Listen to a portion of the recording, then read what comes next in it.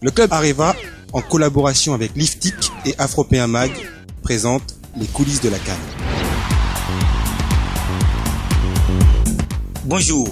Pour ce numéro, nous vous parlerons du patriotisme des Ghanéens, partagerons l'analyse de Gérard Defus, un des plus grands spécialistes du football africain, et aborderons les retombées économiques de la plus grande manifestation sportive du continent.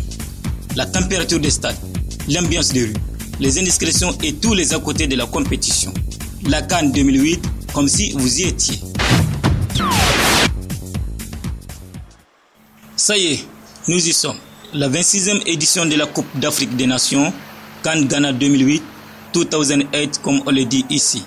Depuis le 20 janvier dernier, les Ghanéens vivent au rythme des matchs, mais non Dieu pour leur Black Star. Un patriotisme footballistique omniprésent dans tous les pays.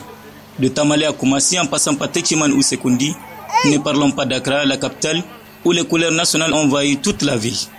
Jusqu'aux enjoliveurs des voitures. La population croit fermement à la victoire de John Mensah, de Michael Essien et de leurs coéquipiers. La CAN a indéniablement renforcé le sentiment de fierté nationale au Ghana. Fier d'être ghanéen, telle est la devise de toute la population unie pour la victoire. Le temps d'une CAN, le rêve du père de l'indépendance comme Nkrumah semble être atteint. Celui de construire une nation, un peuple, un rêve dont le cinquantenaire a été célébré il y a quelques mois et dont le couronnement pourrait être un sacre continental le 10 février prochain.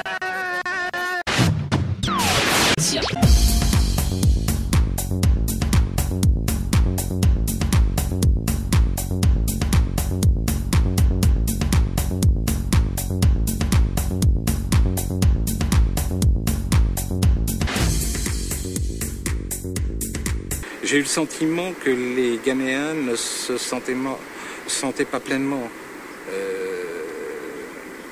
intéressés par leur Coupe d'Afrique. Ce qui les intéresse, c'est leur équipe. Ce qui les intéresse, c'est de voir gagner leur équipe. Ce patriotisme exacerbé où il n'y a que son équipe qui compte, qu'il n'y a que la victoire qui compte. Mais ce n'est pas ça le sport. D'abord, quand on joue au football, et d'une manière générale, quand on pratique le sport, il faut accepter l'idée qu'il y a nécessairement un vainqueur et un vaincu. Que la victoire d'une équipe sur une autre, ce n'est pas la victoire d'un pays sur un autre. Ça n'existe pas. Ce n'est pas la Coupe d'Afrique du Ghana. C'est la Coupe d'Afrique de la Confédération africaine de football, de toute l'Afrique.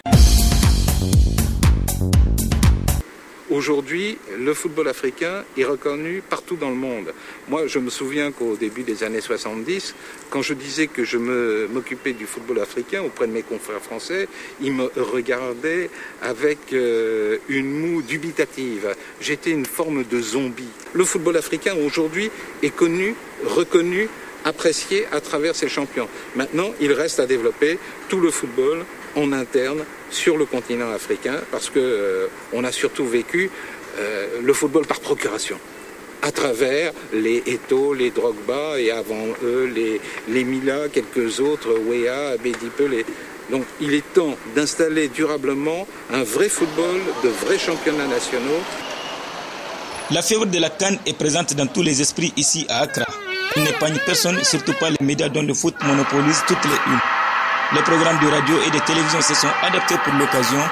Commentaires des matchs, pronostics, avis des auditeurs et téléspectateurs constituent pour l'heure le menu de base de l'information. And we are trying to create the awareness for people to even troop to the stadium and then stuff like that. Everything here is soccer, soccer, soccer. Et cette passion pour le foot est vivace dans la capitale ghanéenne. Les postes de télévision sont assaillis à chaque match. Pour Kofi Adou Danso de Hot FM, une radio d'Accra, le foot est considéré comme une véritable religion. You know, football is played everywhere in Accra, the streets of Accra. When you go to Kumasi, the second city, I mean everywhere in Ghana, football is like a religion. And as we decided to even host this fiesta here, which encompasses the whole of Africa, it has been soccer, soccer, soccer everywhere. En attendant la fin de cette coupe, les médias remplissent leur programme au rythme des avis et des envies de la population. J'ai eu la chance, au fond, d'assister à la progression permanente du football africain depuis 1980. Aujourd'hui, où tous les meilleurs joueurs africains évoluant dans les plus grands clubs européens sont présents à la Coupe d'Afrique des Nations. C'est peut-être une des conséquences de cette évolution. Je pense que l'exode, bien sûr, a été la marque de ces 30 dernières années pour le football africain, qui a obtenu sa reconnaissance grâce au talent, en particulier, de quelques-uns de ces joueurs qui ont été des icônes à travers toute la planète. Si on prend un exemple, la Coupe du Monde 1990, c'est Roger Mila.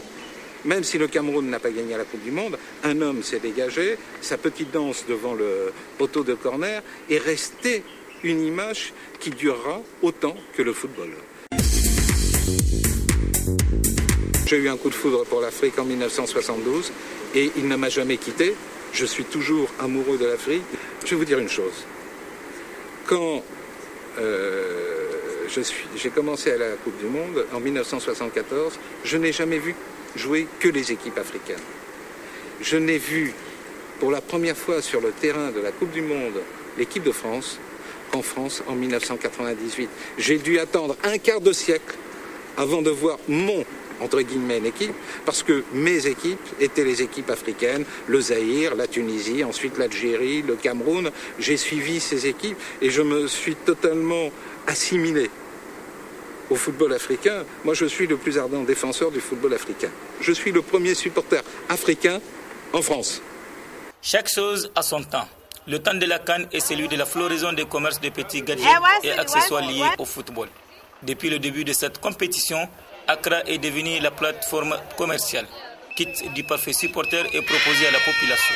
Drapeaux, casquettes, posters, penditifs, stylos ou même choussous. Bref, tout ce qui vous permet de soutenir votre équipe et vous souvenir de l'événement. Des magasins au stade en passant par les rues et les carrefours, les clients ont le choix des lieux et des armes. De nombreux commerçants se sont mis aux couleurs de la CAN pour capitaliser sur l'événement.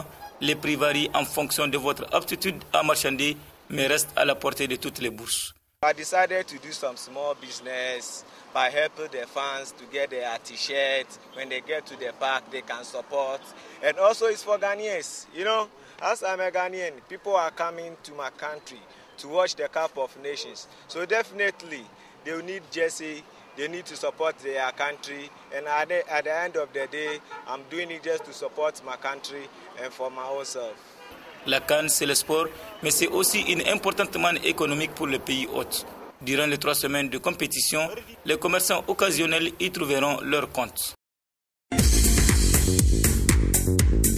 Moi, je suis maintenant disponible et je suis prêt à servir, à continuer à servir la cause du sport africain, du football africain et plus généralement de l'Afrique, parce que l'Afrique doit disposer de quelques avocats.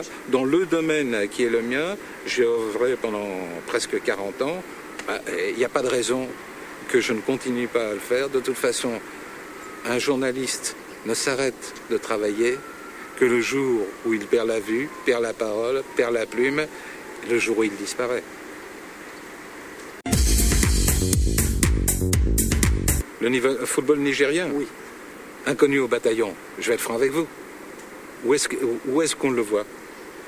Il n'est pas dans les grandes compétitions de club, où il disparaît très vite. L'équipe nationale a marqué quelques progrès ces derniers temps, mais elle est absente de tous les grands rendez-vous. Bon, il y a des tournois régionaux. Je pense qu'il n'y aura un football nigérien que le jour où on aura eu la volonté de développer le football des jeunes. Il faut commencer avec les cadets, avec les juniors. Une équipe ne se bâtit pas d'un simple coup de baguette magique, c'est un travail de longue durée. Vous me parlerez un jour ou l'autre de la Côte d'Ivoire. La Côte d'Ivoire, l'académie Mimo Sifcom est née en 1993 avec des gamins qui avaient 13 ans. La Côte d'Ivoire a récolté les fruits de ce travail en profondeur, mené professionnellement 12 ans plus tard.